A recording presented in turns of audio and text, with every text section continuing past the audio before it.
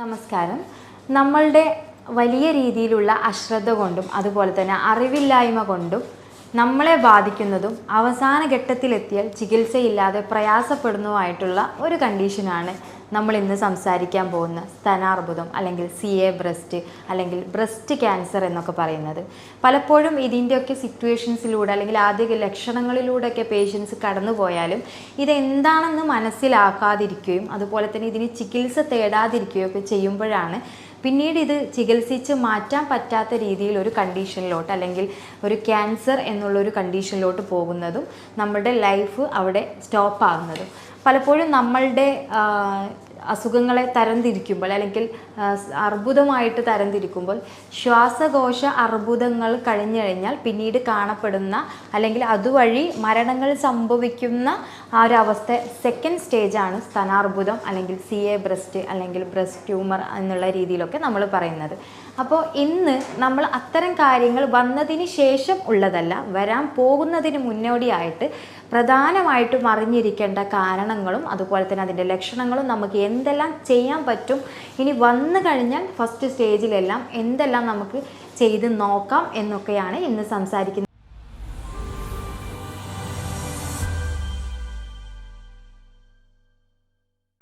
ഞാൻ doctor Haseena, doctor Basil സോമിയോ hospital, Pandikkad, Malappuram ജില്ല. ഈ ഒരു സ്തനാർബുദം അല്ലെങ്കിൽ CA ബ്രസ്റ്റ് വരാൻ സാധ്യതയുള്ളതും അതുപോലെ തന്നെ കാരണവും ആർക്കൊക്കെ എന്നുള്ളതാണ് ആദ്യഘട്ടത്തിൽ നമ്മൾ നോക്കുന്നത്.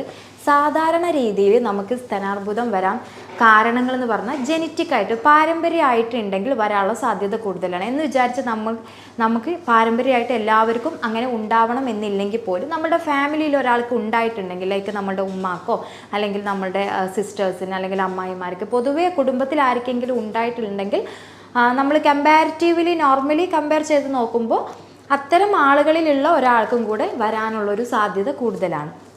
രണ്ടാമതായിട്ട് നേരത്തെ ആയിട്ട് ആർത്തവം സംഭവിക്കുകയും അതുപോലെ തന്നെ ആർത്തവ വിരാമം കുറേ സമയം അല്ലെങ്കിൽ കുറേ വയസ്സിന് ശേഷം സംഭവിക്കുകയൊക്കെ ചെയ്യുന്ന കേസുകളിൽ നമുക്ക് വരുന്നത് ആ ഒരു പ്രോസസ്സും ഇതിൻ്റെ ഒരു കാരണമാണ്. മൂന്നാമതായിട്ട് നമ്മളുടെ കൂടുതലായിട്ടുള്ള ഒബീസിറ്റി അല്ലെങ്കിൽ പൊണ്ണത്തടി, ജീവിതശൈലി രോഗങ്ങളിൽ നിന്നുള്ള വ്യതിയാനങ്ങൾ, ലൈക്ക് നമ്മൾ കൂടുതലായിട്ട് കോഫി കുടിക്കുന്ന അല്ലെങ്കിൽ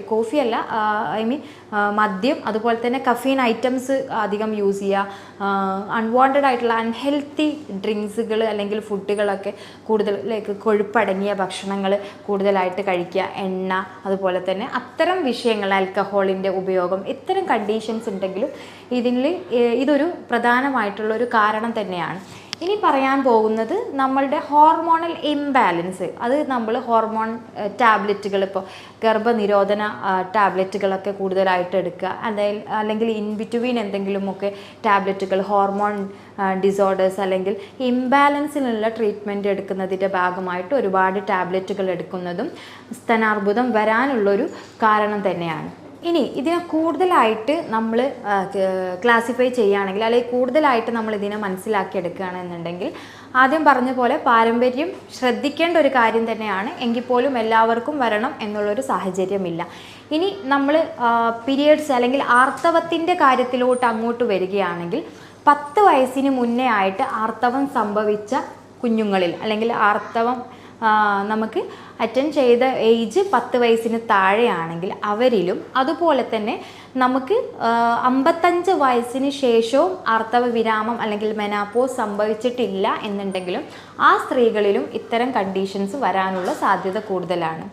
ഇനി മൂന്നാമതായിട്ട് നമുക്ക് വരാനുള്ളൊരു കണ്ടീഷൻ എന്ന് പറയുന്നത്, സാധാരണ ഇത് നമ്മളുടെ സ്തനങ്ങളിലുള്ള കോശങ്ങൾക്ക് അമിത വളർച്ച സംഭവിക്കുമ്പോഴാണ്.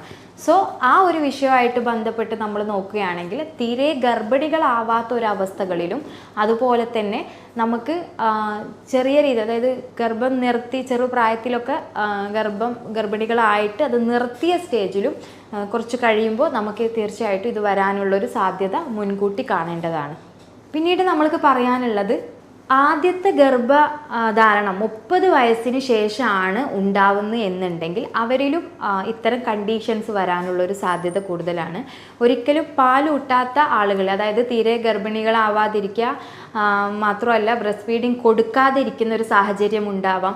അതുപോലെ തന്നെ ബ്രസ്റ്റ് ഫീഡിങ് കൊടുക്കാൻ അതായത് പറ്റാത്തൊരു സാഹചര്യവും ഉണ്ടായിരിക്കുക. അപ്പോൾ ഉദാഹരണമായിട്ട് മദർ ഫീഡ് ചെയ്യാൻ പറ്റാത്ത എന്തെങ്കിലും ഇഞ്ചുറി, അത്തരം കണ്ടീഷനിൽ തീരെ പാല് കെട്ടിക്കിടക്കുന്ന ഒരു അവസ്ഥകളിൽ നിന്നും നമുക്ക് ഇത്തരം അവസ്ഥകൾ വരാനുള്ള ഒരു സാധ്യത കൂടുതലാണ്.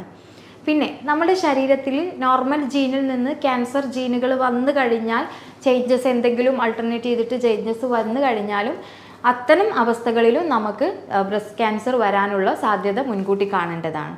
ഇനി നമുക്ക് എങ്ങനെയാണ് ഈ ഒരു ബ്രസ്റ്റ് ക്യാൻസർ നമുക്ക് ഐഡൻറ്റിഫൈ ചെയ്യാൻ പറ്റുക എന്നുള്ളതാണ് ആദ്യത്തെ ഘട്ടം. അതായത് നമ്മളൊരു 20 വയസ്സ് തൊട്ട് തന്നെ, സാധാരണ ഇത് പുരുഷന്മാരിലും കാണുന്നത് കൊണ്ട് തന്നെ അവർക്കും നമുക്കൊരു പരിധിയിലപ്പുറം പ്രയാസങ്ങൾ വരികയാണെങ്കിൽ ശ്രദ്ധിക്കാവുന്നതാണ്. എങ്കിൽ കൂടുതലായിട്ടും സ്ത്രീകളിൽ കാണുന്നത് കൊണ്ട് തന്നെ ഒരു 20 വയസ്സിന് ശേഷം സ്വയം പരിശോധന എപ്പോഴും ചെയ്ത് നോക്കുക എന്നുള്ളതാണ്. എപ്പോഴാണ് എന്ന് വെച്ച് കഴിഞ്ഞാൽ മെൻസസ് കഴിഞ്ഞിട്ട് ഒരാഴ്ച കഴിഞ്ഞിട്ടാണ് നമ്മൾ ആദ്യത്തെ ഘട്ടത്തിൽ ഇൻസ്പെക്ഷൻ അല്ലെങ്കിൽ സ്വയം പരിശോധന നടത്തേണ്ടത്. നമ്മൾക്ക് എന്തെങ്കിലും രീതിയിൽ പ്രയാസങ്ങൾ വരിക, നമ്മൾ ബ്രസ്റ്റിൽ ടച്ച് ചെയ്യുന്ന സമയത്ത് എന്തെങ്കിലും കല്ലപ്പുകൾ, അതുപോലെ തന്നെ കട്ടിയോ അതുമല്ല മറ്റെന്തെങ്കിലും തടിപ്പുകൾ അല്ലെങ്കിൽ നിപ്പിൾസിൽ നിന്നുള്ള ഡിസ്ചാർജ്, നമ്മളുടെ കക്ഷങ്ങളിൽ ആ ഭാഗത്ത് വരുന്ന കഴല വീക്കം, ഇത്തരം കണ്ടീഷനുകൾ ഉണ്ടോ എന്നുള്ളതാണ് ആദ്യഘട്ടത്തിൽ നോക്കേണ്ടത്. അപ്പോൾ പീരിയഡ്സ് കഴിഞ്ഞിട്ട് 7 ദിവസം കഴിഞ്ഞിട്ടാണ് നമ്മളിത് ടെസ്റ്റ് ചെയ്ത് നോക്കേണ്ടത്. അതുമല്ല അതിൻ്റെ എക്സാമിനേഷൻ നമുക്ക് കറക്റ്റായിട്ട് ഒരു മിററിൻ്റെ ഫ്രണ്ടിൽ നിന്നിട്ട് ചെയ്ത് നോക്കാവുന്നതാണ്. ഇത് നമുക്ക് ലൈൻ പൊസിഷൻ, കിടന്നിട്ടും അതിൻ്റെ പൊസിഷൻ നമുക്ക് നോക്കാവുന്നതാണ്. സ്ട്രൈറ്റ് ആയിട്ട് നിന്നതിന് ശേഷവും അതിൻ്റെ പൊസിഷൻ നോക്കാവുന്നതാണ്. ഇനി നമ്മൾ എങ്ങനെയാണ് എക്സാമിനേഷൻ ചെയ്യേണ്ടത് എന്നുള്ള രീതിയാണ് കാണിക്കുന്നത്. എക്സാമിനേഷൻ ചെയ്യുന്ന സമയത്ത് മാക്സിമം നമ്മളുടെ 4 ഫിംഗർ വെച്ചിട്ടാണ് ടച്ച് ചെയ്ത് നോക്കേണ്ടത്. ആദ്യത്തെ ഘട്ടത്തിൽ ഇൻസ്പെക്ഷൻ തന്നെയാണ് പ്രധാനം, അതായത് കണ്ടു നിന്നുള്ള ഒരു പരിശോധന തന്നെയാണ് പ്രധാനം. ആ സമയത്ത് ആദ്യമായിട്ട് ശ്രദ്ധിക്കേണ്ടത് നമുക്ക് തൊലിപ്പുറത്ത് എന്തെങ്കിലും ബുദ്ധിമുട്ടുകൾ, ഉദാഹരണമായിട്ട് നമുക്ക് എന്തെങ്കിലും കളർ ഡിസ്കളറേഷൻ, ബ്ലാക്ക് കളർ വരിക, മറ്റെന്തെങ്കിലും ബ്ലൂയിഷ് കളർ വരിക, അത്തരം കണ്ടീഷൻ ഉണ്ടോ എന്നുള്ളത് മനസ്സിലാക്കണം. ഇനി അടുത്തതായിട്ട് നമ്മൾ ചെയ്യേണ്ടത് മെയിനായിട്ട് നിപ്പിൾസ് ഉൾവലിഞ്ഞിട്ടുണ്ടോ എന്നുള്ളത് ശ്രദ്ധിക്കുക. അതായത് നിപ്പിൾസിൽ എന്തെങ്കിലും ഡിസോർഡറോ അതല്ലെങ്കിൽ പെയിനോ അതിൽ നിന്നും എന്തെങ്കിലും ഡിസ്ചാർജുകൾ വരിക, ഉദാഹരണമായിട്ട് ഫ്ലൂയിഡായിട്ടോ അതല്ല എന്നുണ്ടെങ്കിൽ പസ് പോലെ എന്തെങ്കിലും നമുക്ക് ഡിസ്ചാർജ് വരിക, ഇത്തരം കണ്ടീഷനാണ് ആദ്യമായിട്ട് നോക്കേണ്ടത്. ഏരിയോള അല്ലെങ്കിൽ അതിന് ചുറ്റുമുള്ള തൊലികളിൽ വരുന്ന കുരുക്കൾ പോലെയുള്ള പസ് പോലെയുള്ള കുരുക്കളോ അതല്ലെങ്കിൽ ചൊറിച്ചിലോ തടിപ്പോ ഇതൊക്കെ നമുക്ക് എക്സാമിനേഷനിൽ ഉൾപ്പെടുത്താവുന്നതാണ് ആദ്യത്തെ ഘട്ടത്തിൽ. പിന്നീട് നമ്മൾ 2 ബ്രസ്റ്റും തമ്മിൽ എന്തെങ്കിലും വലിപ്പത്തിൽ എന്തെങ്കിലും വ്യത്യാസങ്ങൾ ഉണ്ടോ എന്ന് ആദ്യം ചെക്ക് ചെയ്ത് നോക്കുക. സാധാരണ രീതിയിൽ ബ്രസ്റ്റ് ഫീഡിങ് കഴിഞ്ഞ സ്ത്രീകളിൽ ഒരു ബ്രസ്റ്റ് മാത്രം നന്നായിട്ട് കുടിക്കുന്ന കുട്ടികളിലൊക്കെ തന്നെ ബ്രസ്റ്റ് ഫീഡിങ്ങിൻ്റെ അതിൽ ബ്രസ്റ്റിൻ്റെ സൈസ് സാധാരണ രീതിയിൽ ചെറുതായിട്ട് കാണാറുണ്ട്. ഇത്തരം കണ്ടീഷനുകളെല്ലാം ബ്രസ്റ്റ് ക്യാൻസർ ആണ് എന്ന് തിങ്ക് ചെയ്യേണ്ട ആവശ്യമില്ല. മറ്റെന്തെങ്കിലും സിംറ്റംസും ഇതിൻ്റെ കൂടെ ഉണ്ട് എന്നുണ്ടെങ്കിൽ തീർച്ചയായിട്ടും നിങ്ങളത് നോട്ട് ചെയ്യേണ്ട കാര്യം തന്നെയാണ്. ആദ്യത്തെ ഘട്ടത്തിൽ ഇത്രയും കാര്യങ്ങളാണ് നമ്മൾ ബാഹ്യപരമായിട്ട് നോക്കേണ്ടത്. പിന്നീട് നമ്മൾ ടച്ചിങ് എന്നുള്ളൊരു വിഷയത്തിലോട്ടാണ് പോവേണ്ടത്. ടച്ച് ചെയ്യുമ്പോൾ മാക്സിമം നമ്മൾ നിപ്പിൾസ് തൊട്ടിട്ട് നമ്മളുടെ കക്ഷത്തിൻ്റെ ആ സൈഡ് മൊത്തത്തിൽ 4 ഫിംഗർ വെച്ചിട്ടാണ് നമ്മൾ ടെസ്റ്റ് ചെയ്യേണ്ടത്. ഒരു കൈ നമ്മൾ ഉയർത്തിപ്പിടിച്ച് ചെയ്യുകയാണെങ്കിൽ കുറച്ചും കൂടി നമുക്കത് മനസ്സിലാക്കാനുള്ള കാര്യങ്ങൾ കുറച്ചും കൂടി നമുക്ക് ഈസി ആയിരിക്കും. അപ്പോൾ എപ്പോഴും കൈ ഒന്ന് ജസ്റ്റ് ഒരു കൈ ഉയർത്തിപ്പിടിച്ചിട്ട് നമ്മളുടെ ഇപ്പോൾ ലെഫ്റ്റ് കൈ ഉയർത്തിപ്പിടിച്ചിട്ട് റൈറ്റ് കൈ വെച്ചിട്ട് 4 ഫിംഗർ വെച്ചിട്ടാണ് നമ്മൾ ടച്ച് ചെയ്യേണ്ടത്. ആ സമയത്ത് നമുക്കിതുപോലെ എന്തെങ്കിലും ഉൾവശത്തായിട്ട് എന്തെങ്കിലും കല്ലപ്പോ കട്ടിയോ എന്തെങ്കിലും തോന്നുകയാണെങ്കിൽ തീർച്ചയായിട്ടും അതിൻ്റെ ബാക്കി മറ്റു പാത്രങ്ങൾ, അതായത് അതിൻ്റെ സൈഡായിട്ട് പെയിനോ അല്ലെങ്കിൽ ബ്ലീഡിങ് ഉണ്ടാവുകയോ നിപ്പിൾസിൽ ബ്ലീഡിങ് ഉണ്ടാവുകയോ അതുപോലെ തന്നെ സൈഡുകളിൽ കഴല പോലെ വരികയോ എന്തെങ്കിലും ഉണ്ടോ എന്നുള്ളത് കറക്റ്റായിട്ട് നമ്മൾ ഐഡൻറ്റിഫൈ ചെയ്യാം.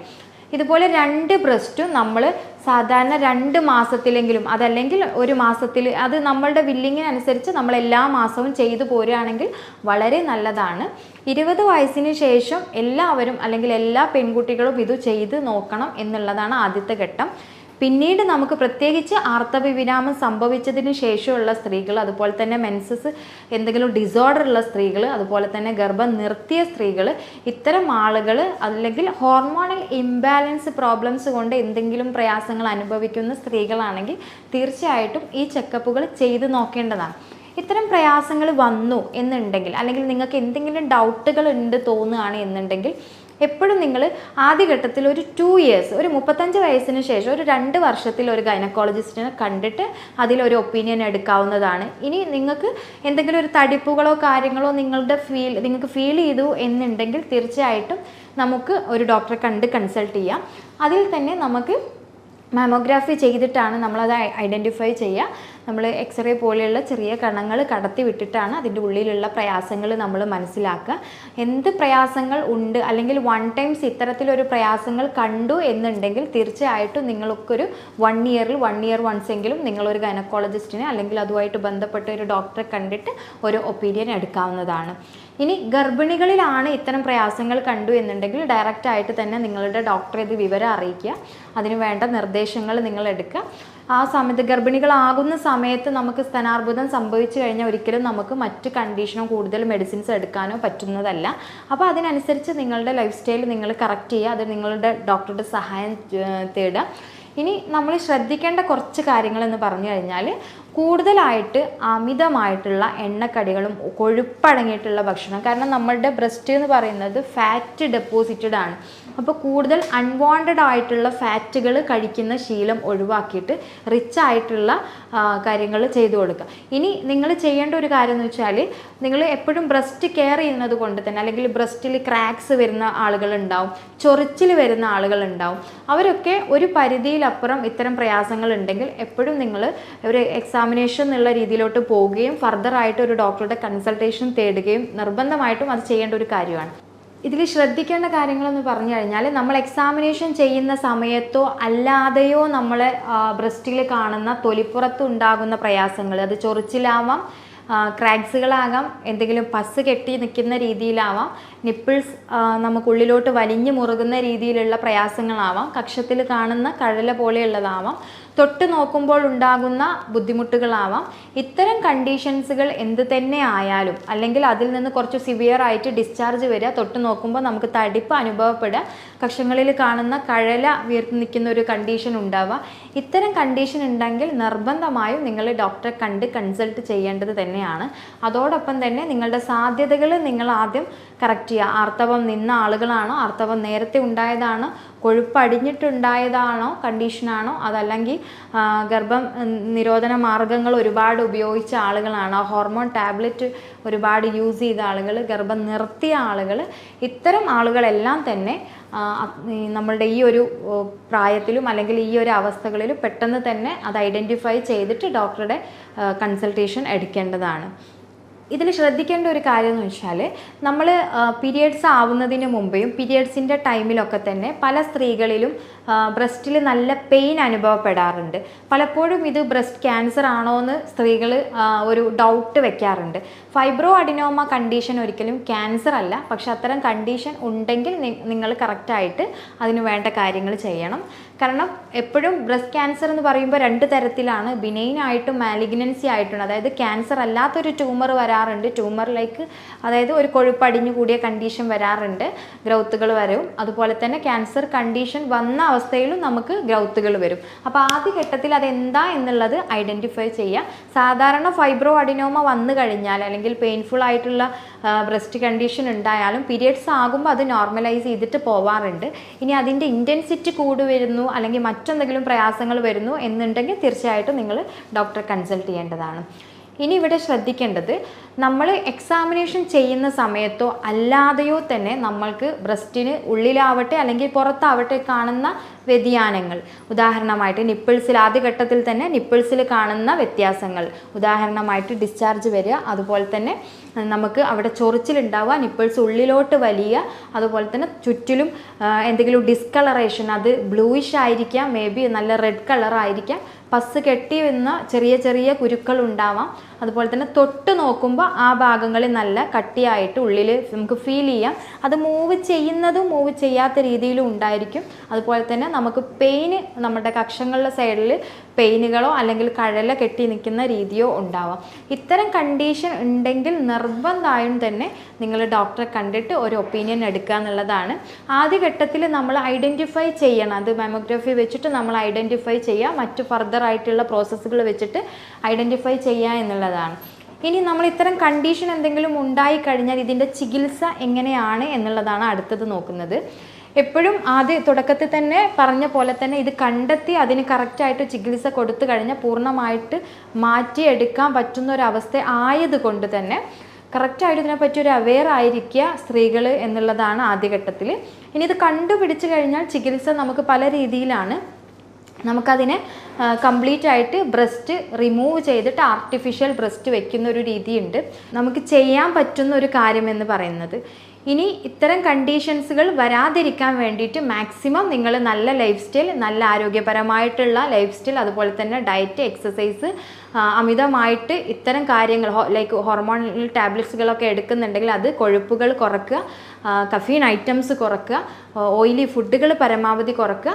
സാധ്യതകളുള്ള ആളുകളാണെന്നുണ്ടെങ്കിൽ മാക്സിമം അതിൽ നിന്ന് മാറി നിൽക്കാൻ പറ്റുന്ന ആ ഒരു സാഹചര്യത്തിലോട്ട് വിട്ടു നിൽക്കുകയും എന്തെല്ലാം ചെയ്യാൻ പറ്റും എന്നുള്ള രീതിയിൽ നിങ്ങളൊരു പാറ്റേൺ റെഡി ചെയ്യുക, ലൈഫ് സ്റ്റൈൽ പാറ്റേൺ ചേഞ്ച് ചെയ്യുക എന്നുള്ളതാണ് മെയിനായിട്ട്.